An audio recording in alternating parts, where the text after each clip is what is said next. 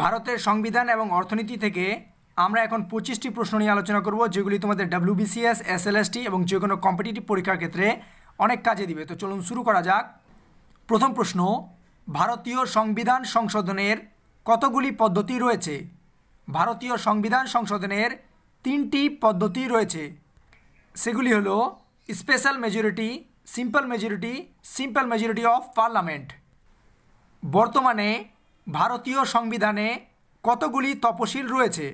বর্তমানে ভারতীয় সংবিধানে 12টি তফসিল রয়েছে, কিন্তু সংবিধান প্রবর্তনের সময় ছিল 8টি, অ্যাট প্রেজেন্ট আছে 12টি। ভারতীয় সংবিধানের প্রস্তাবনায় কোন প্রকার ন্যায় বিচার সুনিশ্চিত করার কথা বলা হয়েছে? ভারতীয় সংবিধান সংশোধনের প্রস্তাবনায় সামাজিক, রাজনৈতিক, অর্থনৈতিক অর্থাৎ উপরোক্ত সবগুলি ন্যায় বিচার সুনিশ্চিত করার কথা বলা হয়েছে। ভারতীয় সংবিধানের 29-1 নং ধারায় বলা হয়েছে, সংখ্যালঘু ধর্মীয় সম্প্রদায়ের নিজস্ব সংস্কৃতির উপর রাষ্ট্র অপর কোনো সংস্কৃতি চাপিয়ে দিতে পারে না। সেটা বলা হয়েছে 29-1 নং ধারায়। গোকুলনাথ মামলার রায়কে বাতিল করার জন্য ভারতীয় পার্লামেন্ট 24/1971 সংবিধান সংশোধনী আইন প্রণয়ন করে। ইউনিয়ন কনস্টিটিউশন কমিটি এর চেয়ারম্যান ছিলেন পণ্ডিত জওহরলাল নেহেরু। সংবিধান সংশোধনের মাধ্যমে ভারতীয় সংবিধানে পরবর্তীতে কতগুলি তফসিল বা শিডিউলকে যুক্ত করা হয়েছে? তো পরবর্তীকালে 4টি শিডিউলকে যুক্ত করা হয়েছে। সংবিধান প্রবর্তনের সময় ছিল 8টি, তারপরে 4টি যুক্ত করা হয়েছে, তো অ্যাট প্রেজেন্ট হয়েছে 12টি। আইন বিভাগ ও শাসন বিভাগের মধ্যে সংযোগ ও সহযোগিতা পরিলক্ষিত হয় সংসদীয় গণতান্ত্রিক শাসন ব্যবস্থায়। সংবিধানের কোন সংশোধনীতে ভোটদান এর ন্যূনতম বয়স 21 থেকে কমিয়ে 18 করা হয়েছে? তো সংবিধানের 61তম সংশোধনীতে ভোটদানের ন্যূনতম বয়স 21 থেকে কমিয়ে 18 করা হয়েছে। রাষ্ট্রপতির অবর্তমানে কত মাস উপরাষ্ট্রপতি রাষ্ট্রপতির পদে বহাল থাকতে পারেন?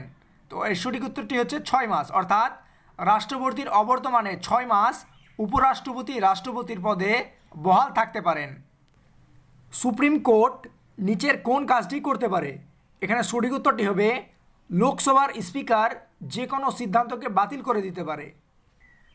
সাধারণ মানুষের আইন সম্পর্কে সচেতন করে তোলে লোক আদালত। জেলা শাসকগণ মুখ্য সচিবের অধীনে কাজ করেন। পশ্চিমবঙ্গে প্রথম পঞ্চায়েত আইন কবে পাশ হয়? পশ্চিমবঙ্গে প্রথম পঞ্চায়েত আইন পাশ হয় 1956 সালে। যে কোনো অর্থ বিল লোকসভায় সম্মতি পেলে রাজ্যসভায় পাঠানোর 14 দিনের মধ্যে লোকসভাকে ফেরত পাঠাতে হয়। কতদিন বলছে? তো এখানে হবে 14 দিন। ভূমি সংস্কারের উপাদান নিচের কোনটি? ভূমি সংস্কারের যেসব উপাদান আছে তা হলো মধ্যস্বত্বভোগীদের বিলোপ সাধন, জোতের ঊর্ধ্বসীমা নির্ধারণ, প্রজাস্বত্বের সংস্কার সাধন, অর্থাৎ উপরোক্ত 3টিই প্রয়োজন। সরকারিভাবে ভারতীয় অর্থনীতিকে মিশ্র অর্থনীতি হিসাবে ঘোষণা করা হয়েছিল 1956 সালের শিল্পনীতিতে। জাতীয় আয় পরিমাপের ক্ষেত্রে মূল্যযুক্ত পদ্ধতি হল উৎপাদন পদ্ধতি। ভারতীয় অর্থ ব্যবস্থায় দান করকে কবে থেকে অস্তিহীন করা হয়? ভারতীয় অর্থব্যবস্থায় দান করকে 2000 থেকে 2001 সালে কেন্দ্রীয় বাজেট প্রস্তাবে অর্থহীন করা হয়। প্রাক স্বাধীন ভারতে সর্বপ্রথম অর্থ কমিশন গঠিত হয় 1921 সালে। দেশের কোম্পানিগুলি কিসের উপর কর্পোরেশন কর দিয়ে থাকে? তো দেশের কোম্পানিগুলি তাদের আয়ের উপর কর্পোরেশন কর দিয়ে থাকে। ভারতে পরিকল্পনা কমিশন গঠিত হয়েছিল 15 মার্চ 1950 সালে। দেশের অর্থনৈতিক পরিকল্পনায় বাজারের সিদ্ধান্তগুলিকে কাজে লাগিয়ে পরিকল্পনার খসড়া তৈরি করা হচ্ছে ব্যাপকভাবে। তার সময়কাল হলো 8ম পরিকল্পনা, অর্থাৎ 1992 থেকে 1997 সালের মধ্যে।